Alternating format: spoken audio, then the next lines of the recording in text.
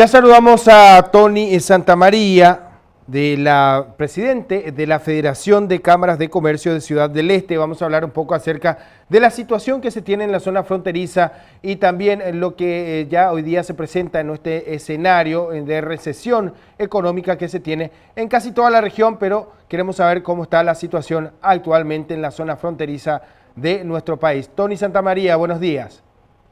Buenos días, mi respeto para usted, quienes lo acompañan, y su respetable audiencia. ¿En qué podemos serviros hoy? Queremos saber de qué manera o cuáles son las acciones que están encarando de cara o justamente ante esta situación de recesión de que se habla o que se tiene en la zona fronteriza.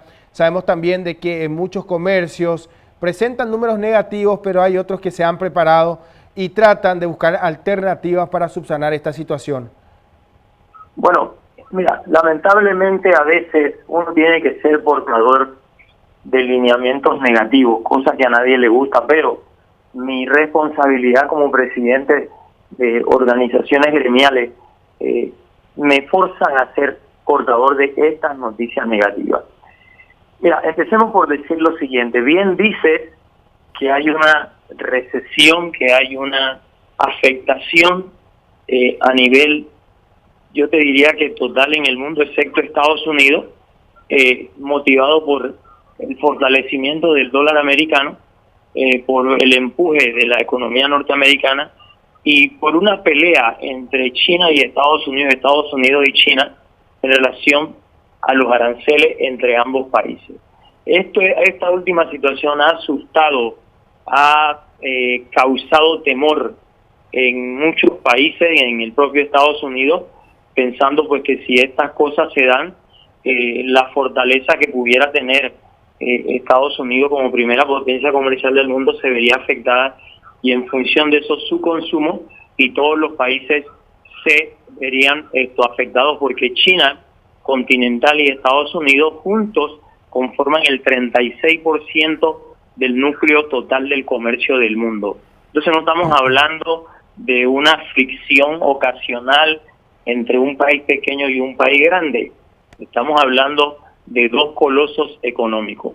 Dicho esto ha afectado todas las monedas de la región, y obviamente pues no es un secreto para ti ni para quienes nos escuchan que el caso de Brasil, de Argentina y Paraguay es la misma cosa. Se ha afectado el valor de las monedas locales. Entonces yo te diría lo siguiente, fíjate, lamentablemente lo dicho ya está, y Brasil realmente creó expectativas su nueva conducción. Los números no indican eso. Brasil tiene una tasa de empleo nueva, de desempleo nueva, al 12% registra de desempleo Brasil, un 6% menos en la producción industrial, un récord en la disminución del consumo de los consumidores, y poca confianza, yo te diría internamente en el gobierno que está, porque no tiene mayoría en el Congreso. Entonces en la democracia tú sabes que el presidente, si no tiene mayoría en el Congreso, se convierte en un administrador, en un invitado de palo, pues porque la democracia, los que dirigen el destino de la democracia son los integrantes del Congreso o Senado.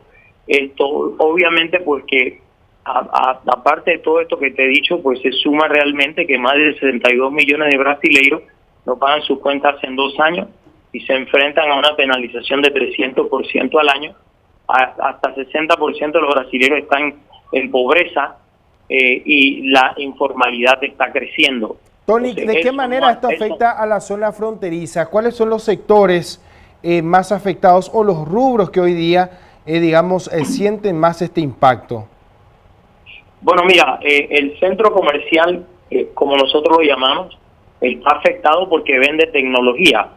Están muy afectados. Yo te diría que en general, si tú tienes la mayoría de los empleados en el centro comercial que está afectado, que hay meses que no sacan ni para cubrir los gastos, hay desempleo, se están despidiendo personas.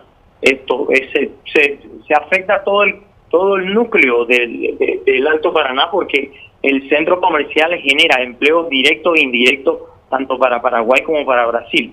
Entonces es una afectación que puede realmente crear un problema si continúa. Lamentablemente el gobierno central no puede corregir la devaluación del real y no puede corregir lo que se da porque son problemas más allá de los límites paraguayos. Argentina tiene un problema serio, tú lo sabes muy bien, Brasil también, de manera que esto realmente se va a tener que seguir tolerando hasta que el próximo año Brasil remonte alguna de las cosas que te he dicho, y esto obviamente pues para diciembre se espera una devaluación del dólar o una reducción en el valor del dólar generado por el propio Estados Unidos para evitar una recesión, y eso pues ayudará un poco a que la moneda brasileira tome la fuerza que necesita y respalde al consumidor. Recuerda que si el consumidor está endeudado en la democracia, el comercio mueve al gobierno nacional y al comercio. Y si el eje de este movimiento, que es el consumidor, no puede ejercer compra, pues entonces el país se detiene, porque no hay pago de impuestos de importación, ni pago de impuestos locales, ni hay pago de impuestos de ninguna naturaleza, porque no hay consumo. Entonces, Tony, ¿se tiene un registro de cuántas familias o cuántas personas tienen dependencia económica del movimiento que se genera, el movimiento comercial? Allí ya se tienen datos por lo menos de cuántas personas podrían ser afectadas o quedar sin trabajo.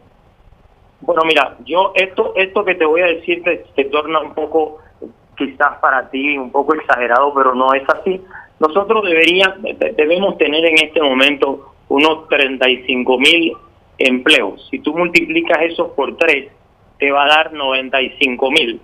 Si tú tomas los misiteros que son, o los trabajadores de la vía pública, que son 12.000 o 14.000, y lo multiplicas por 4, tienes 56.000, por 56.000. Eso obviamente genera empleos indirectos, porque no son solo los empleos directos. Entonces, la frontera esta debe estar generando entre Paraguay y Brasil, que hay muchos brasileños que se quejan de que ha perdido su puesto de trabajo en Paraguay. Esto lo ha perdido momentáneamente pues porque nosotros tenemos que reducir costos y lamentablemente reducimos costos. Mira, de forma directa e indirecta, esta parte del país puede estar generando hasta 350.000 empleos, porque aquí hay bancos, porque nosotros somos los importadores de una mayor cantidad de dólares, somos los que tienen la mayor cantidad de visitas de turismo, y todo esto hace que haya más hoteles, que haya más bancos, que haya más financieras, etcétera, etcétera. Y todo esto son empleos indirectos, que si no hay movimiento en el centro comercial, obviamente todos se perjudican. Es decir, que no tienen alternativa si no trabajan de manera directa en eso, de manera indirecta, no existe otra alternativa. Mira, lamentablemente, tengo que contestar la pregunta que le he contestado a todos. Hemos buscado otras alternativas, pero no la hay. Ponte en el espejo y fíjate en México y Estados Unidos. ¿De quién depende México? El 75% del movimiento comercial de México depende de los Estados Unidos. ¿Por qué? Porque los vecinos que tienen a la derecha son Centroamérica, países pequeños que ni todos juntos tienen la mitad de habitantes que tiene México, que tiene 100 millones de habitantes. De manera que es la misma situación de la frontera.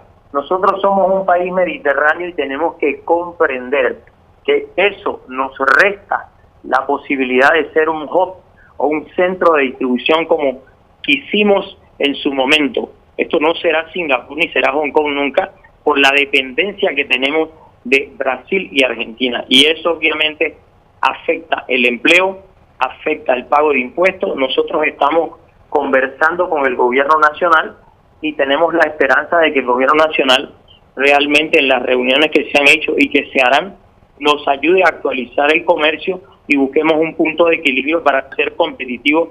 Lamentablemente no somos competitivos si no tenemos impuestos atractivos. Este es un negocio así. Nosotros somos vendedores, si querés, no directamente pero indirectamente de commodities.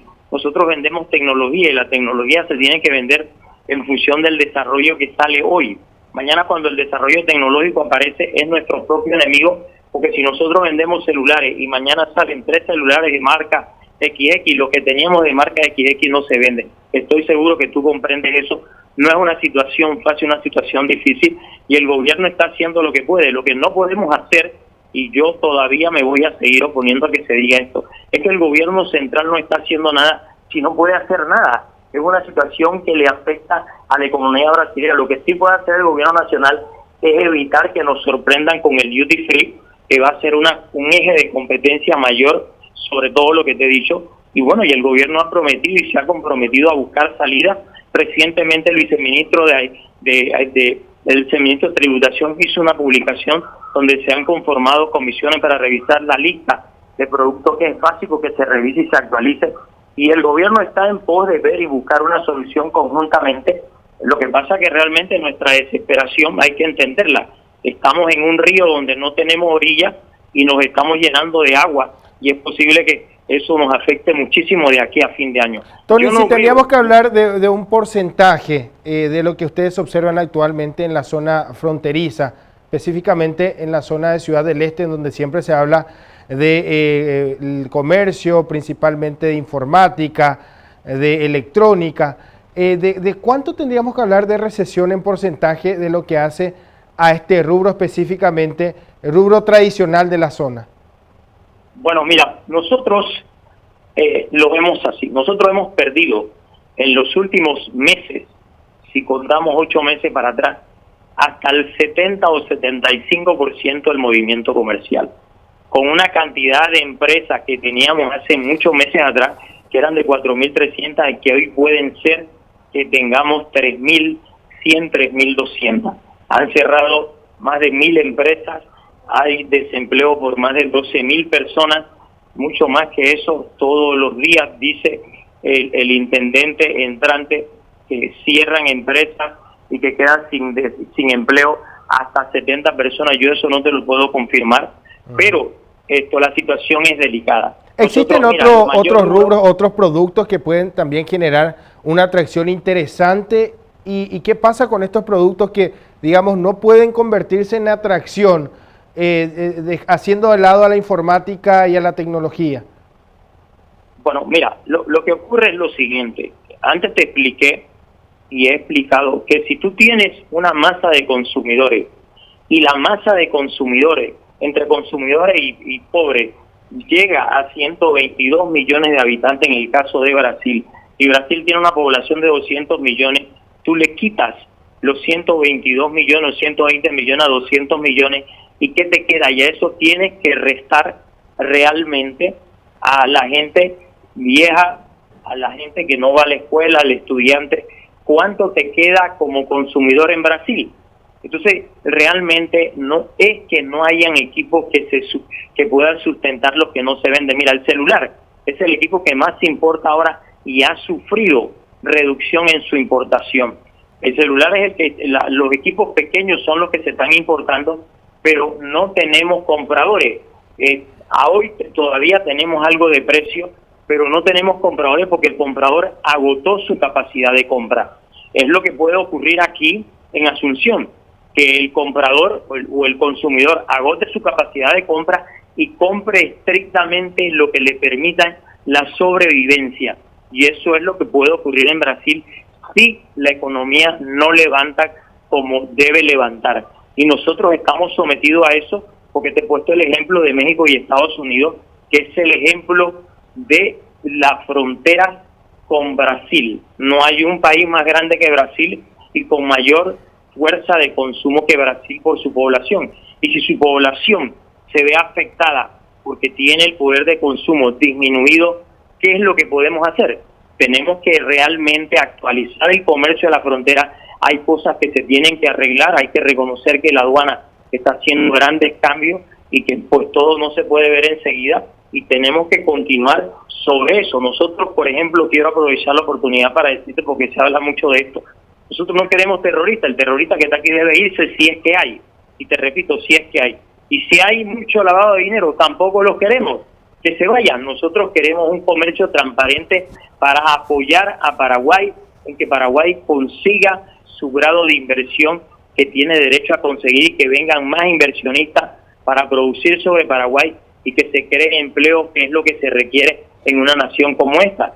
Nosotros realmente no queremos el contrabando, no queremos la evasión. Y tú me preguntarás, ¿y por qué existe? Bueno, son las cosas que son difíciles de contestar. Las empresas de maletines deben ser realmente eliminadas y es un trabajo entre los empresarios y el gobierno y los empresarios. Todas estas cosas van a ir desapareciendo poco a poco porque es la esperanza que nosotros tenemos con este gobierno. Señor Tony Santamaría, muchísimas gracias por este completo informe. Lastimosamente nos quedamos sin tiempo, pero agradecemos este análisis bastante extenso y completo también, en donde ya pudimos entender, al menos en parte o parte de la problemática que hoy día se tiene en la zona fronteriza y de qué manera también buscan hacer fuerza para poder justamente subsanar esta situación, o al menos paliar gran parte de esta recesión que se tiene en la zona. Muchas gracias por este contacto telefónico.